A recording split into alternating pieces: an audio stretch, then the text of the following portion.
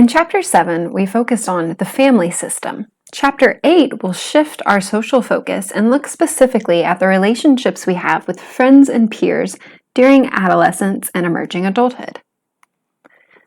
Video 1 will go over the importance of friendship and the new variable that we see emerging, intimacy. Video 2 will then look at the process of becoming or creating new friendships, as well as social groups and youth culture. So to get started, we need to talk about why we want to focus specifically on friendships during this developmental period. Of course, friendships are always important throughout every developmental period, but that is particularly true during adolescence. As teenagers, we spend significantly less time with our families. We actually see a decrease in the time spent with child and family members of about 50% from 5th grade to 9th grade as we enter into high school. That number continues to decline throughout the rest of adolescence and emerging adulthood. On the flip side, we see an increase in the amount of time we spend interacting with our friends. On average, teenagers report spending about 103 minutes directly interacting with their friends, and that doesn't even account for the time we spend interacting on social media, which, as you can probably vouch for yourself, is substantial. This is actually a cross-cultural trend. We see this in almost every culture throughout the world, the decrease in time spent in family or with family, and the increase in time spent with friends. However, if you think back to some of the earlier cultural contexts we talked about, we discussed how that's true more so for boys rather than girls in traditional cultures. Both genders will experience a decrease in family time and an increase in friend time, but in traditional cultures, that's going to be much more the case for boys than girls. Regardless, it is an important transition.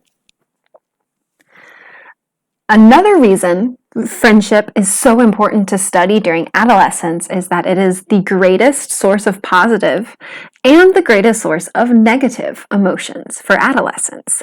So we're getting our most joy from our friends, but we're also experiencing the highest degree of negative emotions. We'll talk about this again later on, but you can think about this as the time during which we experience our highest highs and our lowest lows. So, to go a little bit more into detail, I want to first start by showing you a picture of myself and my two best friends during adolescence. We'll come back to them again as we go through the lecture, just as an example. We see an increased time spent with peers, as I mentioned.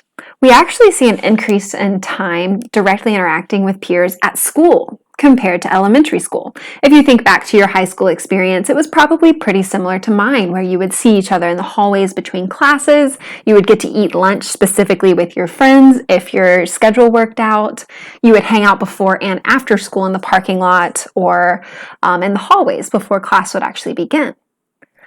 Outside of that, we also see an increase in the time spent outside of school. So, hanging out in the evenings, doing anything from working on your homework together to driving around and getting up to no good rather than being at home. We also see a much larger amount of time spent with friends during school breaks. So if you're anything like me and my friends were, we would hang out over the summers, we would spend most of our time together when we weren't working, or even over holiday breaks. So it's not just one domain of interaction, but increases across the board, where you're seeing increased time across different settings, different contexts. We know that friends are an important source of many important psychological variables for us. They're our primary companions during adolescence, our primary source of intimacy, which we'll talk about in just a second, and a source of extreme open dialogue. We talk about personal issues with our friends during adolescence. We might not necessarily talk to them about our educational or occupational aspirations. We tend to focus those conversations more on our families still. But discussing things like issues with fashion, issues with dating, issues with self-confidence, self-esteem, all of those other personal issues we tend to take to our friends. So they become the biggest source of social support for us. So, let's talk a little bit more about that time we're spending together with our friends. As I mentioned, this is when we tend to experience our most extreme emotions, our highest highs and lowest lows. Regardless of the fact that we do experience low lows with our friends, which we'll look at in more detail in a second, I do want to mention that overwhelmingly, we experience positive feelings with our friends. So we do have a general trend of high highs lasting for most of the day on average. Teenagers report their happiest moments as those ones that they share with their friends. And that comes from engaging and perceiving shared emotional experiences, feeling like you're going through something together, something exciting, something new.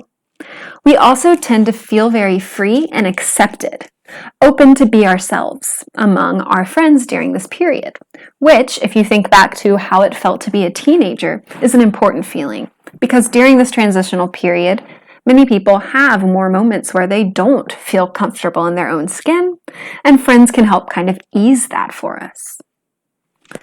But as I mentioned, we do experience extreme negative emotions within our friend groups sometimes. That often comes from dips in that feeling of being accepted, where you might have a moment where it feels like you're being left out, or your friends don't appreciate you or understand you, or they don't like you. That definitely happens, but again, it doesn't happen as often or take up as much time as those feelings of acceptance. I'd like to remind everyone really quickly that I'm just talking about averages here. For the average teenager, this is the trend that we see. That may or may not apply to your experience as a teenager, but for the most part, this is how it tends to go. I'm also saying this across the period of adolescence. So there may be a year here and there where you experience more negative emotions, but overall, it averages out to those high highs. We also see conflict and friendship triangles where one friend is excluded because their best friend got a new best friend. Those kinds of occurrences are fairly common. And then, of course, general conflict and misunderstanding happens as well. And as we talked about, adolescent cognition and adolescence emotions can make this difficult to navigate. But the key here is that we're learning how to do it. We're building social skills while we navigate these triangles and these conflicts. That prepares us more for having relationships later in life. So the next topic we want to look at is that idea of intimacy, that thing we see increasing that makes adolescent friendship unique compared to earlier in life. Intimacy overall describes how well we feel like our friends know who we are. And we see a big increase in this and the importance placed on this during adolescence. Intimacy is the extent to which you share and feel comfortable sharing personal information, what you know, what you think, how you feel about something, and the degree to which you're comfortable being honestly evaluated and honestly evaluating your friend. So, being comfortable saying, hey, that shirt doesn't look great on you. How about this one? That's actually a mark of intimacy. Being comfortable sharing a feeling or a piece of knowledge with someone, saying, hey, I think this might be how it works, when you're not really sure, and knowing that your friend's not going to judge you if you're wrong. That's intimacy. Intimacy is not particularly important during childhood and gains importance throughout both adolescence and emerging adulthood. One reason that we see the big increase in the focus on intimacy here is that teenagers are much better at perspective taking. Remember talking about those cognitive changes? We are much better at using that perspective taking social skill to understand where someone else is coming from. We're also better at using abstract and complex thought or cognition. Those are actually desirable traits in a friend. And it also helps us understand why our friends are the way they are. Because we can understand, hey, they have a different experience than me. Or I can put myself in their shoes and figure out why they might be feeling this way right now. Puberty also kind of strengthens the importance of intimacy because you have this collective experience where we're all going through this transition at the same time. We want to be able to talk about it, to navigate it together. So those kinds of conversations can increase feelings of intimacy as well. As I mentioned, intimacy is something that we see a big increase in during adolescence. So I want to spend just a second talking about friendships prior to our teenage years. We know that in early and middle childhood, we tend to primarily choose our friends based on shared hobbies. Who likes to play box during playtime? Who likes to play soccer during recess? But during adolescence, the reasons we pick our friends tend to change. We still do see an importance placed on shared hobbies. That really never goes away, but we add these more complex aspects of friendship as well. We want to choose friends who help us with our problems, who support us emotionally, who will give us advice and whose advice we trust, who we can trust with our secrets. And then the last one is loyalty. Loyalty becomes very important during this period of life.